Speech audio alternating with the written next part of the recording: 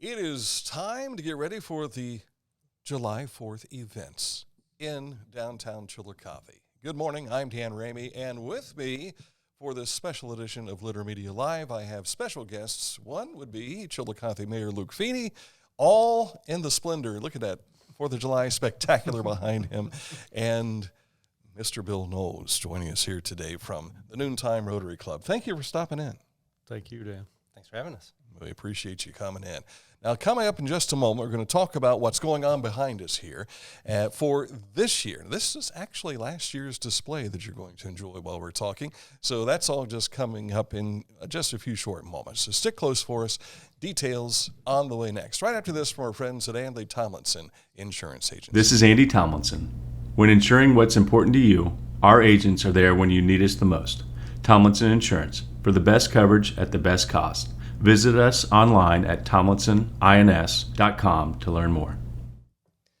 As we told you in 2021, I believe, there was a discussion about having a larger display for the Chillicothe fireworks, and the Noontime Rotary Club took this on as their civic project, and the city was more than happy to see that happen, right? More than happy to see it happen. And then the results last year spoke for themselves.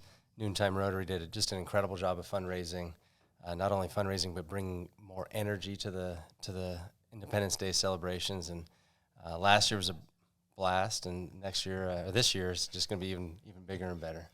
Pun intended. Should be a lot of fun.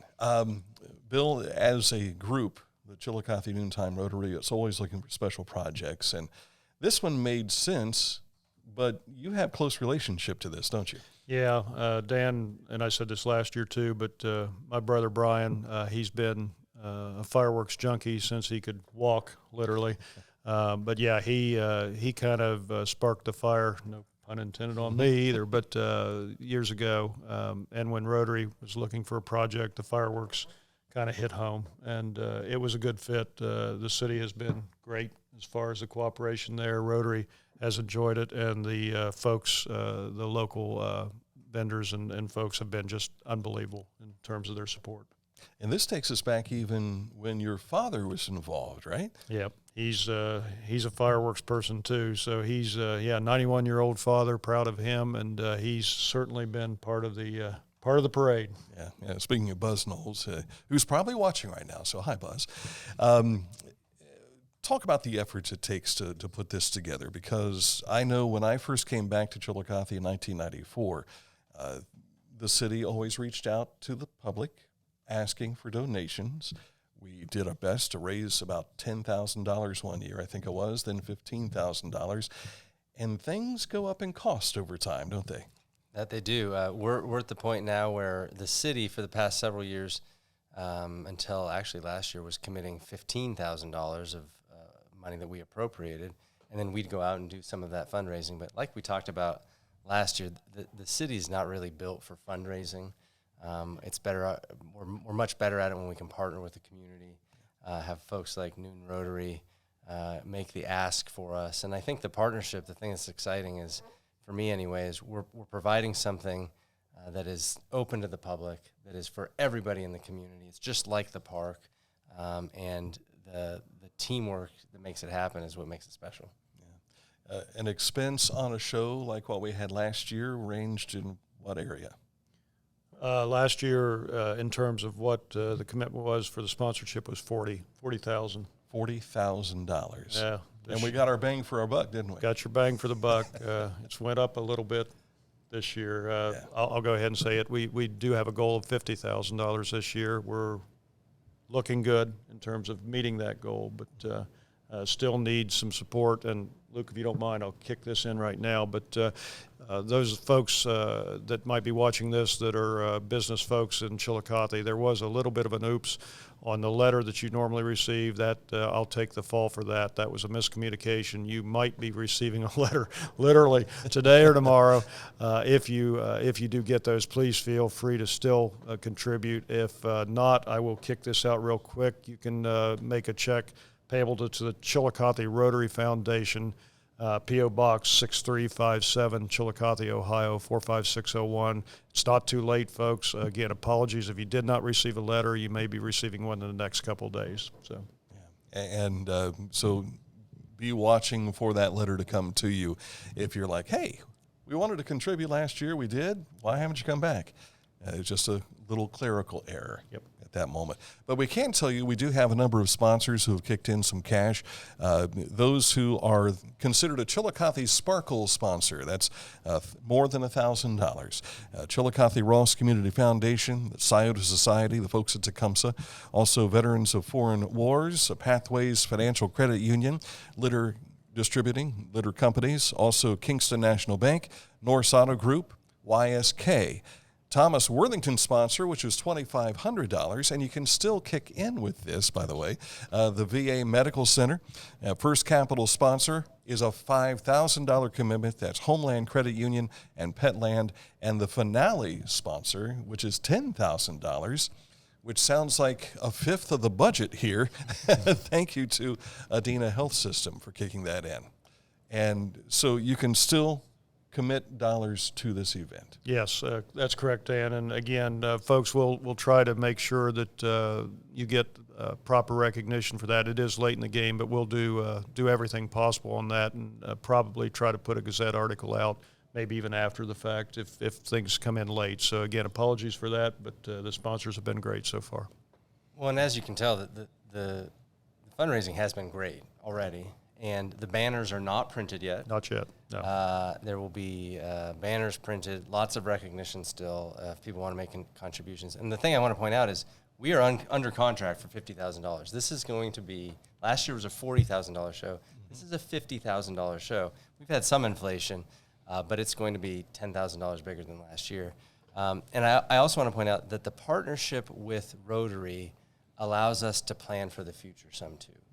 When we don't have the partnership with Rotary, all we know is what's in the budget to start the year. So all we can commit to with us as a city is $15,000. Now that we've partnered and we're thinking about the future, and we think we have this relationship that's going to last for years, this is basically become a mutual signature event. We can start thinking about, well, we have a past performance, and then if we exceed the $50,000 that we're trying to raise this year, we put it into next year's. It's seed money for the next year. And that means that we can grow and reach our potential, and also do a lot of fun around the fireworks too, which is I think what everybody looks for, is being down in the park that day and really making it a special family day. I will tell you from experience, and this is just from being given the opportunity to be at ground zero for the launch of all these things, you're missing out if you watch the fireworks display from other locations other than the flood wall, because that's where you see it all. I mean, you see the whole shebang. Now, that doesn't mean don't go to the pool party. That doesn't mean go to the parking lot. You want to see this display, and it is really worthwhile, because it hurts me as someone who has great pride in our city to hear someone say, well, I didn't think they were so spectacular. Well, that's because you were sitting in a parking lot on North Bridge Street. You ought to be down in the park to see it. It'll change your opinion. Yeah, I was surprised. I didn't know in the past about sort of the ground effects, and if you're below the flood wall, you're not seeing probably a third of the show. True. Yeah. Now, I will say, Dan, I'm going to push back a little bit. I didn't hear anybody saying they weren't spectacular last year.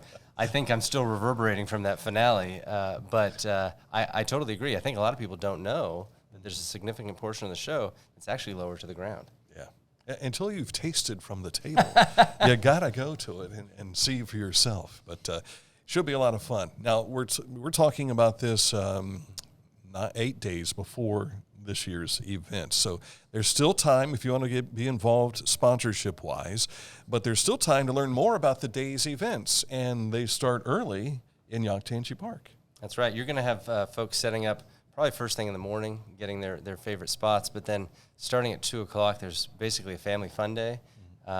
It's in the field that's kind of below the school parking lot there. We've had great community support. Tim Boltonhouse, a former police officer, now school resource officer, putting a ton of time and energy into creating an event that has activities for families, things to do that are fun in the park. So a lot of families will be down there anyway, picnicking and that sort of thing. And then this family fun event will go from 2 to 6, leading right into the pool party, which of course everybody looks forward to every year. And I will put in a plug that donors who we've mentioned do get tickets to the pool party, but tickets for the pool party are also on sale. They are limited, so you want to get your tickets in advance. They're $10 a ticket. They can be purchased at Parks and Recreation with the city. We will have tickets for sale at the door, but we can't promise they won't all be sold out. So get your tickets in advance. But it is a really fun day. And I would be remiss if I didn't mention that the trolley will be running from 2 to 8 on the 4th of July. And so just another fun thing to really experience downtown in its entirety. Yeah. If you've not ridden the trolley yet, you got to take a ride. And that's an experience in itself. Absolutely. Hopefully it'll be a nice day, get the windows out of the back, and it's just a fun way to enjoy downtown and have pride in our community. Yeah, absolutely. Again, everything starts at 2 o'clock in Yoctangi Park. The display will begin somewhere close to 10 o'clock. I know last year we were still getting in place and everything just in time, but once it started launching, this is what you saw behind us Big here. rooms, yeah. Anything that we have missed you wanted to make sure we touched on? Just from the Rotary end, Dan, it was a neat event last year. We're looking forward to this year even more. And going down in the park, I can remember driving down there last year during the afternoon. It really is incredible seeing all the folks down there. So take advantage of it.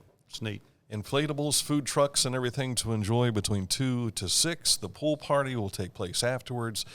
Get your spot reserved along the flood wall so that you'll really be able to soak all this in. Gentlemen, thank you for your time today. Thanks for having us. Mayor Luke Feeney, incoming president Bill Knoles of the.